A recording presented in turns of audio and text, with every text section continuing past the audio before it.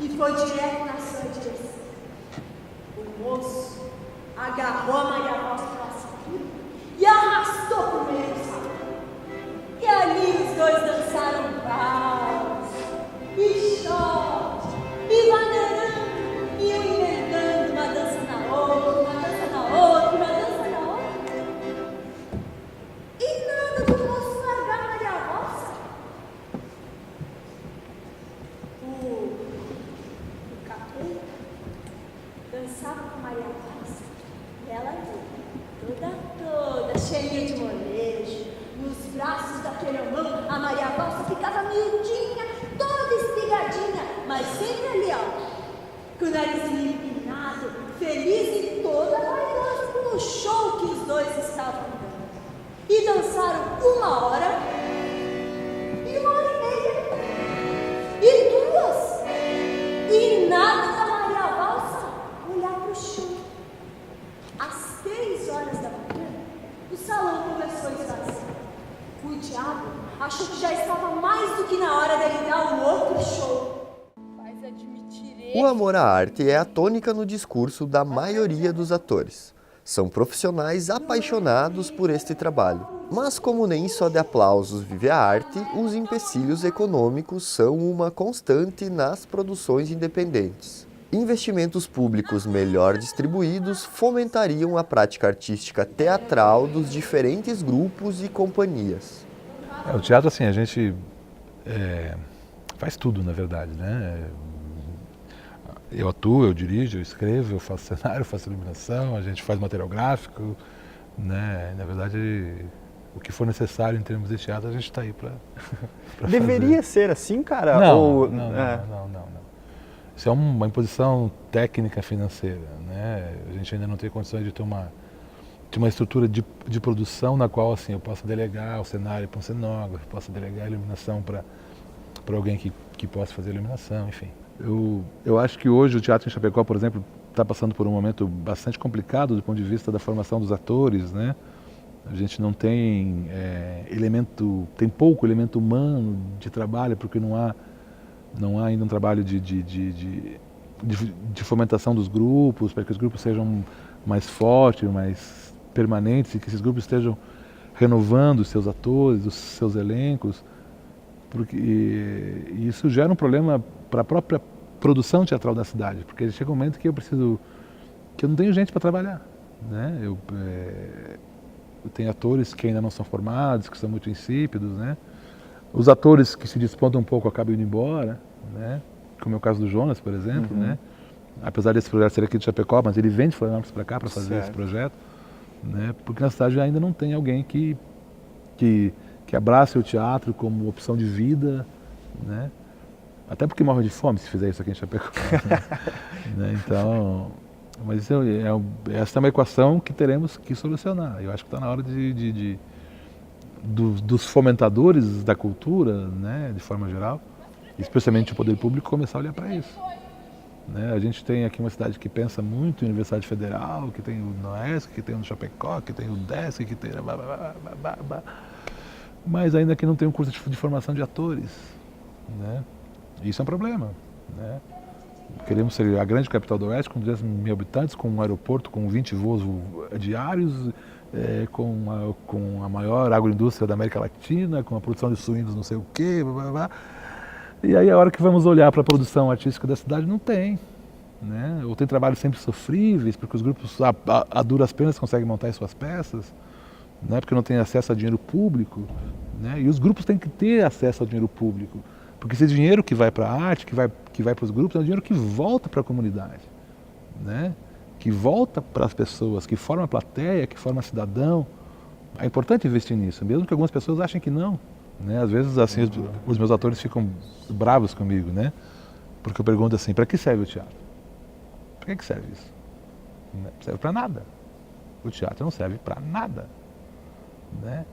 Entre você gastar 25 mil reais e montar um espetáculo, e você gastar 25 mil reais dando comida para famintos, eu prefiro que dê dinheiro para os famintos, porque as pessoas, né, precisam comer, estão morrendo. Né? Agora, este nada é que faz a grande diferença.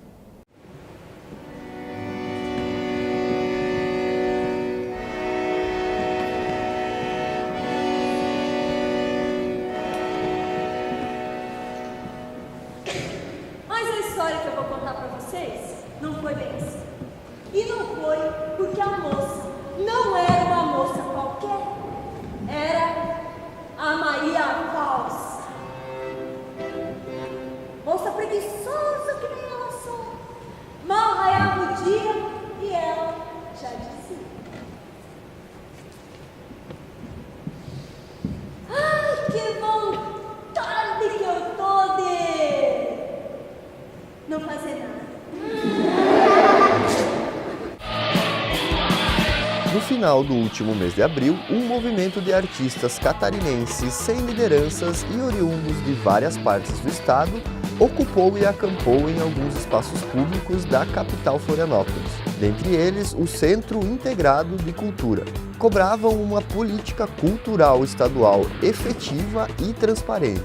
O movimento ganhou a adesão de outras regiões de Santa Catarina, mas, por enquanto, nenhuma resposta efetiva foi dada pelo governo. Há muita coisa para ser feita em termos de política pública, né? E Santa Catarina, especialmente, tem uns problemas muito sérios, né? Esse movimento que rolou no estado aí foi porque existiam algumas ações do governo do estado que estavam certas e programadas para acontecerem agora, e o governo começou a cortar tudo, né? Com o discurso de que o governo está passando por dificuldades de economia e tal. A gente até aceita o discurso, né? Eu praticamente aceito a ideia, né? Acho que se precisar apertar o cinto, então vamos apertar o cinto, né? Não tenho nada contra. Mas desde que realmente apertemos o cinto, né? O que eu acho meio complicado é você dizer, não, vamos apertar o cinto, mas para você que é meu amigo, eu te dou 100 mil reais, né? Ao mesmo tempo, por exemplo, que o governo resolveu não editar, não publicar o edital Elizabeth Anderle, né, que é um edital de auxílio à produção às artes de forma geral, cortou o edital e deu 800 mil reais para o Paul McCartney fazer um show em Florianópolis, né? Acho que é mais que o valor total do edital. Então aí é que gera a indignação, né? Quer dizer, então, por que para alguns, né? O outro aspecto é em relação à nossa distância aqui de Chapecó com a capital, né? Se você pegar os projetos que são aprovados e que recebem recursos do governo do estado, pouquíssimos ou quase nenhum vêm para o interior do estado, né? E isso não quer dizer que a nossa produção artística seja inferior à região, à faixa litorânea. A gente quer ter o mesmo direito que todos têm, né? E eu acho que esse movimento que se criou no estado foi em boa hora. E é um movimento bonito, porque ele tomou conta do estado inteiro, pelas redes sociais, e as pessoas têm esse discurso de que tem um líder, de que não, é uma coisa bem democrática, bem laica, né? Todos estão indignados, todos estão abertos a isso, e no âmbito municipal também, apesar de termos tido alguns avanços, mas precisamos avançar mais ainda, né? Porque de nada adianta a gente ter um espaço aqui de 15 milhões de reais, um teatro municipal, que só pode ser ocupado por companhias que vêm de fora.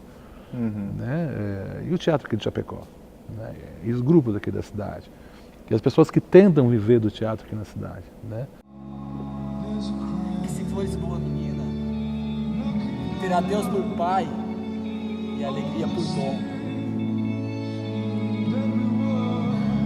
Se fores boa menina, terás Deus por pai e alegria por dom.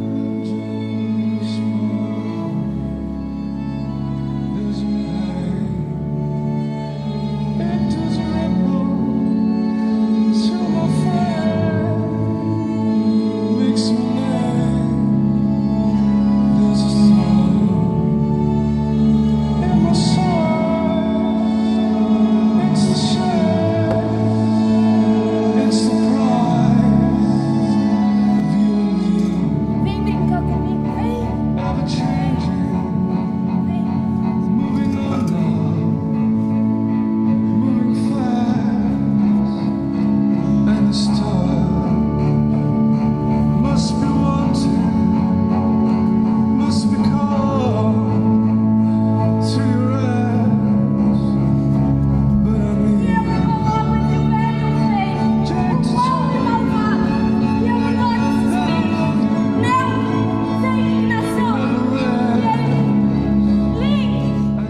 Por que você indicaria ou aconselharia as pessoas a consumir a arte do teatro?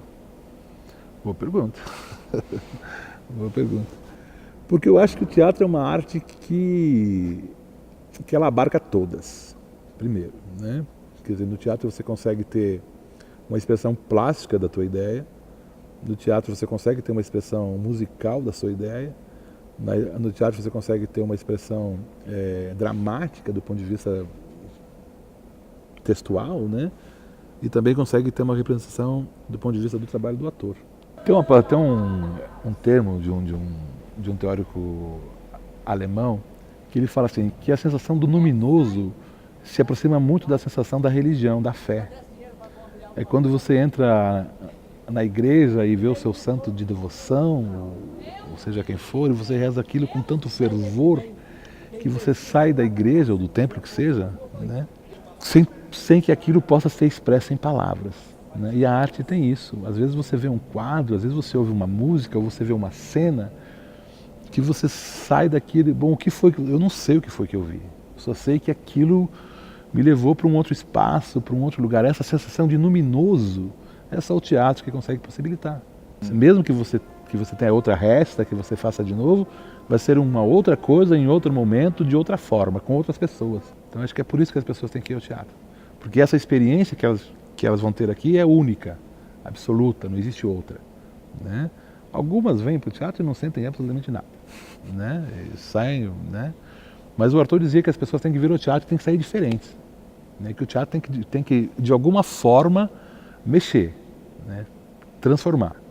Seja do ponto de vista psicológico, do ponto de vista teórico, do ponto de vista romântico, né? Do ponto de vista da absorção da linguagem. Convidar o público para comparecer sempre, para assistir os espetáculos, né? Para aprender a valorizar também as diferentes formas de manifestações artísticas e culturais e valorizar os artistas, principalmente artistas locais que desenvolvem bons trabalhos, né? Aqui em Chapecó se desenvolve bons trabalhos tanto em teatro, quanto em cinema, quanto em dança, em música, artes plásticas, enfim. Que o público possa compreender o valor e consiga absorver esses trabalhos dos artistas e consiga trocar isso sempre.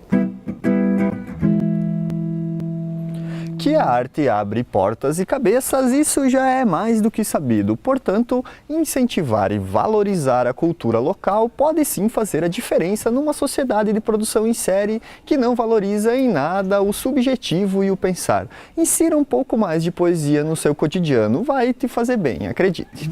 Adeus, solidão, vou fugir da tradição dos poetas sós, sem amor. Pra me despedir, escrevi essa canção. Vou dizer